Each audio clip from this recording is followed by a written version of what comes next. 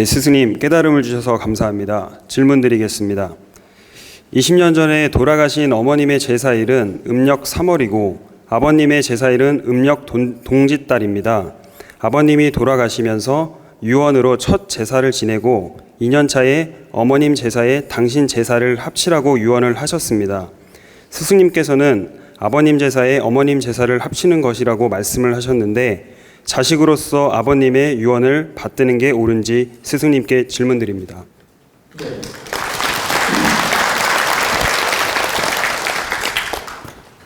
이 강의는 여러분들이 일상적으로 반드시 알아둬야 될 강의이기 때문에 여러분들이 반드시 오늘 이 강의를 들으시고 기억해 두셔야 됩니다. 여러분들은 부모님이 유언을 남기고 돌아가시는 경우가 많이 있을 것입니다. 어떻게 유언을 남기냐면 나는 죽거들랑 화장을 해서 뿌려다오. 나는 죽거들랑 제사는 어떻게 지내다오. 나는 죽거들랑 제사를 지낼 필요 없다. 나는 죽거들랑 교회식으로 장례를 해달라. 나는 죽거들랑 절에 유골함을 모셔달라. 등등의 여러 가지 유언을 받을 수 있어요. 그리고 나는 죽거들랑 저 높은 명당에다 산소로 써달라. 이렇게 유언을 남길 수도 있고, 이렇게 여러분들 부모님이나 조상님들이 이런 유언을 남기고 돌아가실 수 있다는 얘기입니다. 지금 마찬가지로 제사를 어머님이 먼저 돌아가시고 아버지가 늦게 돌아가시니까 아버지 유언이 어머니 제사에 합쳐달라고 유언을 남겼다는 겁니다. 그렇죠? 그러면 우리는 그 유언을 따르는 게 맞느냐?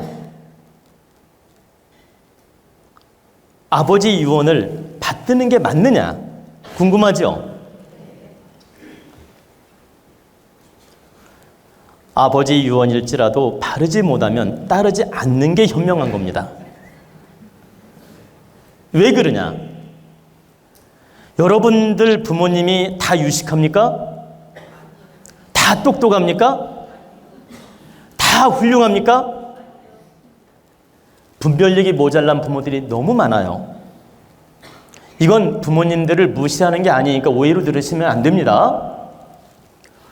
여러분들 부모님이 무식하거나 무지하거나 못났다 이런 뜻이 아니에요. 그러니까 혹시라도 이 폄하적으로 이해를 하시면 안 됩니다. 여러분들 부모님이라 하더라도 깨우치지 못하고 때로는 무지하고 때로는 공부를 못해서 모를 수도 있고 이치를 몰라서 모를 수도 있고 분별력이 모자라서 모를 수도 있다. 유언을 남길 때는 자기 질량만큼 남기게 돼 있어요. 유언을 남길 때는 잘 보세요. 부모님이 초등학교 수준이면 초등학교 수준만큼 유언을 남기고 대학교 수준이면 대학교 수준만큼 유언을 남긴다.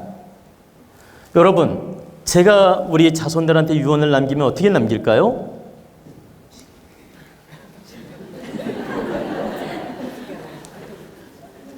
좀 더 지적으로 현명하고 바르고 냉철하고 절대 바꾸지 않을 만큼 명품으로 유언을 남길 겁니다.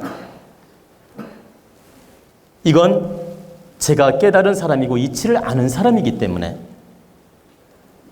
근데 여러분들 부모님이 분별력도 모자라고 깨우치지 못하다 보니까 명품으로 유언을 남기지 못한다라는 것입니다. 그냥 당신 욕심의 잣대, 당신 마음의 잣대, 당신 분별력으로 유언을 남길 뿐이에요. 그러다 보니까 모자란 유언을 남기는 부모님들이 많다. 청개구리 유언 남기듯이. 그런 부모님들이 많기 때문에 여러분들이 공부하고 여러분들이 깨우치고 여러분들이 바르게 분별해서 유언을 실천할 때 부모님도 기뻐하고 득이 되지. 부모님 유언이라고 다 따른다면 여러분도 모질란 겁니다. 여러분도 모질라서 무지한 행동을 하고 있는 것이다. 여러분들이 바르게 유언을 받아서 행할 수 있는 능력을 갖추도록 노력하라고 제가 먼저 서두에 이른 서설을 말씀드린 것입니다. 그러면 질문에 이제 답변을 하겠습니다.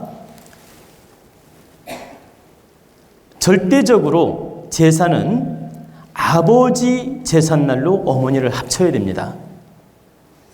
또 할아버지 할머니인 경우 할아버지 제삿날로 합쳐야 되고, 증조부도 마찬가지고, 그러니까 어머니 제삿날에 아버지 제사를 합치라고 유언을 남겼다고 해서 아버지 제사를 어머니에 합치는 건 불가하다. 역행이다. 아버지 유언이라고 해서 그 유언을 따르게 되면 어떤 현상이 나타나느냐? 자손들이 잘 안 돼요. 역행을 했기 때문에 자손들이 잘 안 풀린다.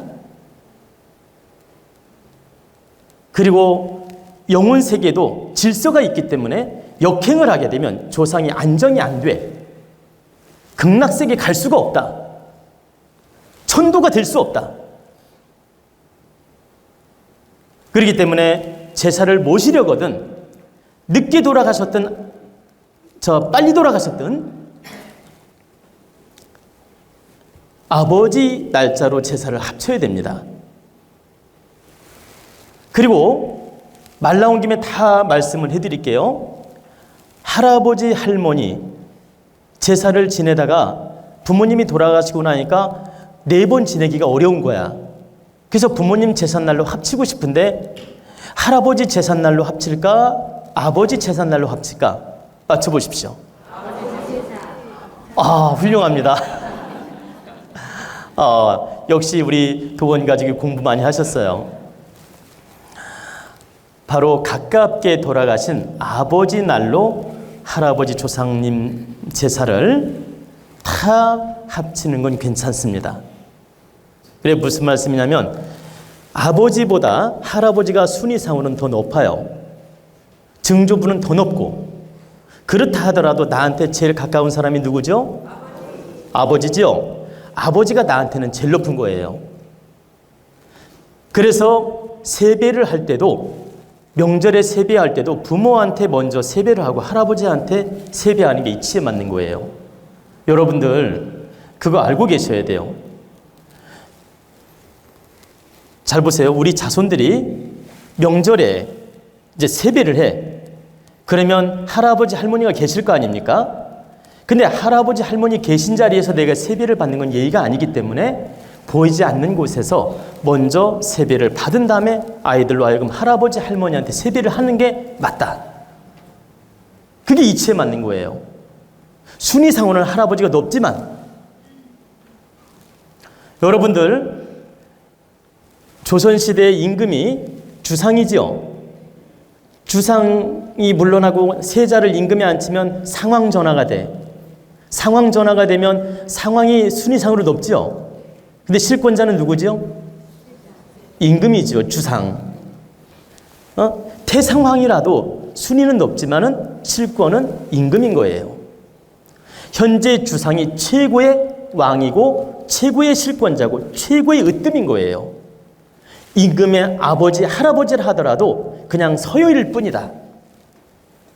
서열일 뿐이지 이걸 1순위로 삼아서는 안 된다. 그래서 나한테는 아버지, 어머니가 으뜸이고 그 다음 할아버지, 할머니, 그 다음 증조부가 순위상으로 가는 겁니다. 그래서 만약에 조상님 제사를 다 합치고 싶다.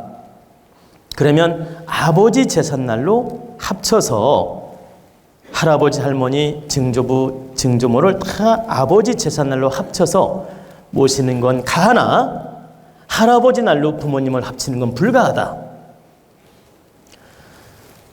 또 엊그저께 어떤 분이 제사 모시는 하고 평생 여행을 못 간대요.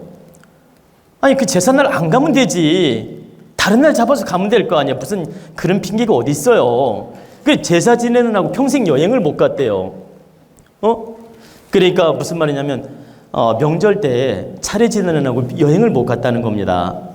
그리고 평상시 때는 바빠서 여행을 못 갔고, 그래서 제사를 안 모시고 그 명절 때 여행을 가면 어떠냐고 묻는 거예요. 여러분은 어떻게 하시겠습니까? 명절 때 연휴가 한 일주일 껴서 여행을 가고 싶어. 근데 제사는 있어. 제사를 지내자니 여행을 못 가. 그리고 여행을 가자니 제사를 포기할 것 같아. 그래서 그분이 묻길래 제가 뭐라고 했냐면 명절 때 여행을 가라고 했습니다. 그 다음 제사는 딸과 아들한테 맡겨라. 무슨 말씀인지 아시겠죠? 무슨 말씀이냐면 자기가 여행이 필요하면 가도 된다. 그러나 명절 차례를 자손들이 있으니까 자손들한테 잘 지낼 수 있도록 가르쳐주고 맡겨도 된다 이 말이에요.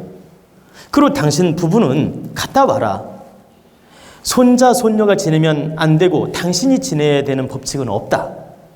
손자 손녀를 잘 가르쳐가지고 제사를 지내게 하고 당신이 여행을 가게 되면 할아버지 할머니나 돌아가신 조상님께서 춤을 춘다. 당신이 제사지를 지내는 것보다 더 기뻐한다. 왜 그러냐? 후손을 잘 가르쳐서 예의범절을 가르쳐서 조상을 받드는 원리를 가르쳐주고 모시게 하니 그 돌아가신 할아버지 할머니가 너무 기쁜 거예요. 우리 손자 손녀들이 이렇게 제사를 모시는 마음이 얼마나 기뻐요.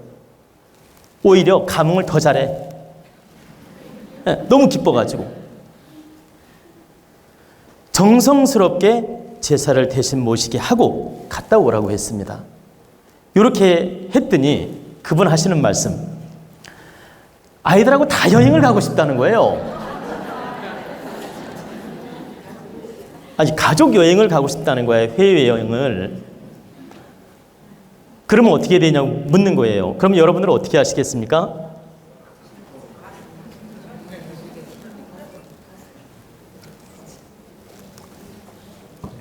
제사를 포기하고 여행을 갈까요? 제사를 지낼까요?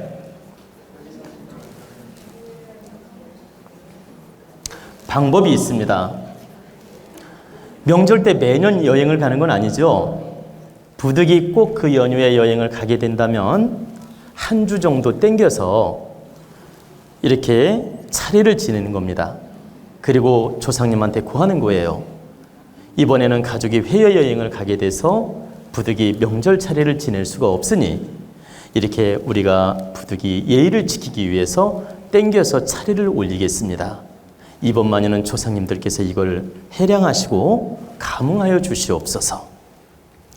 우리 자손들이 제사를 모시기 싫어서가 아니라 부득이 해외여행을 다녀오고자 이번에는 방편적으로 행하고자 하니 이 청을 들어주시고 조상님께서도 함께 동조하여 주시옵소서.